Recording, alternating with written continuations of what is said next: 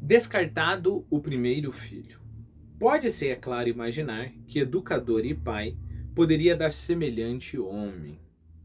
Justo como o pai, aconteceu-lhe o que teria de acontecer, isto é, ele abandonou de vez e inteiramente seu filho com Adelaída Ivanovna. Não por raiva dele ou quaisquer sentimentos de marido ofendido, mas apenas porque o esqueceu por completo. Enquanto ele importunava todo mundo com suas lágrimas e queixas e transformava sua casa num antro de devassidão, Grigori, o fiel criado dessa casa, tomou Mitya, ou seja, Dmitri, o menino mais velho, né, o irmão mais velho, que nesse momento é o filho único, né? Então, Grigori, o fiel criado da casa, tomou Mitya, menino de 3 anos, sob seus cuidados, e não tivesse ele se preocupado com a criança naquela ocasião, é possível que não houvesse ninguém para lhe trocar uma camisa. O menininho ia viver mais ou menos como um animal dentro da própria casa. E aí você pode imaginar, né? Essa criança de 3 anos, vamos expandir o enredo, algo extremamente possível, né? Aquelas orgias acontecendo a todo momento, aí tinha uma comida ali que sobrava, qualquer coisa, e aí a criança vai lá, comia, ficava suja, e meio que aprendia que do jeito que ele tava, se ele fizesse cocô e xixi nas calças, ele ia ficar com frio, ia ficar doente, né? Talvez morresse por ficar molhado e ficar doente, talvez sobrevivesse de uma forma meio que selvagem. De uma vez por outra passaria uma das amantes ali e falaria: nossa, essa criança precisa de um banho, dava um banho na criança, né?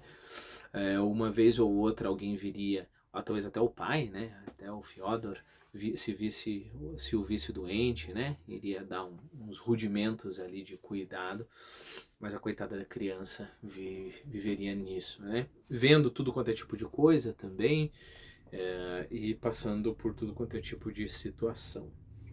Mas, para o bem do nosso Dmitri, para o bem de Mitya, existia lá Grigori, que decidiu tomar conta. Não era obrigação de Grigori, o senhor dele não mandou ele tomar conta do Mitya.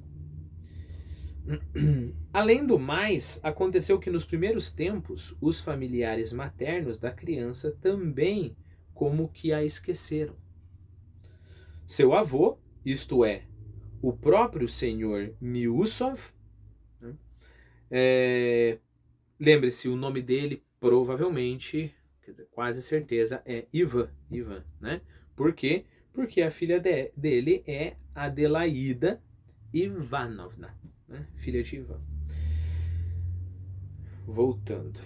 Seu avô, isto é, o próprio senhor Miusov, pai de Adelaída Ivanovna, já não se encontrava entre os vivos. Sua viúva, a avó de Mitya, que se mudara para Moscou, andava doente demais e suas irmãs se haviam casado. De sorte que Mitya teve de passar quase um ano inteiro morando com o criado Grigori na isba do quintal. Bom, aqui nós precisamos abrir um pequeno parênteses para falar sobre isba. Isba é uma coisa muito importante nos romances russos daquela época. Por quê? Porque isba, nós estamos falando da casa do camponês, né? Então, basicamente, ferro é uma coisa muito cara naquela época, então você tinha essas técnicas de você fazer casas, né? Como se fosse chalé, né? Você fazia essas casas com troncos, sem usar pregos, né? Com um sistema de encaixe e sem precisar usar muitas ferramentas de metal, né? Porque não se tinha essas ferramentas de metal. Então você imagina você colocando vários troncos, né? E montando, fazendo as coisas se encaixarem. E aí nos vãos dos troncos colocava lá um piche, alguma coisa, né? Parecido com as nossas casas nordestinas, só que com barro e não precisa de troncos, né? Até porque, por causa do calor, nós estamos falando de um frio extremo na Rússia, então você precisa de um tronco. Nós estamos falando sobre a isba. Se nós estamos falando sobre a isba, nós temos que falar também sobre o fogão, né, o forno, né? Por quê? Porque o forno é o elemento central de uma isbá. Lembre-se, nós estamos falando aqui de enfrentar frio, tipo de frio muito abaixo de zero, né? Então, bem frequentemente você tem o forno, o fogão, todo um sistema de calefação como a parte principal da casa. Basicamente, a casa era construída em volta deste forno, né? Este sim de alvenaria, né? Primeira coisa, Bom, primeiro de tudo eu vou indicar um vídeo para você, né? Tem um canal chamado Survival Russia. Survival Russia. E aí o nome do vídeo é How do we keep warm in -40? Então é como nós conseguimos nos manter aquecidos em -40. É um vídeo de 2019. Infelizmente eu não achei nada em português, mas eu acho que o YouTube ele coloca a legenda para você em português, alguma coisa assim, né? Então é um vídeo bem interessante, né? Então você tem esse forno. Vou falar algumas características dele. Primeiro, por exemplo, ele demora horas para esquentar, né? Demora 2, 3 horas para esquentar. Outra coisa interessante é que o mesmo forno que está lá na cozinha, sala, às vezes ele tem mais, como se fosse outras partes do forno pela casa. Então você tem o forno aqui, na sala, na cozinha, e aí esse forno ele tem todo um sistema, quase como se fosse um labirinto de dutos, né? Como se fosse chaminé, para que o calor não saia muito rápido, o calor fique circulando pela casa, né?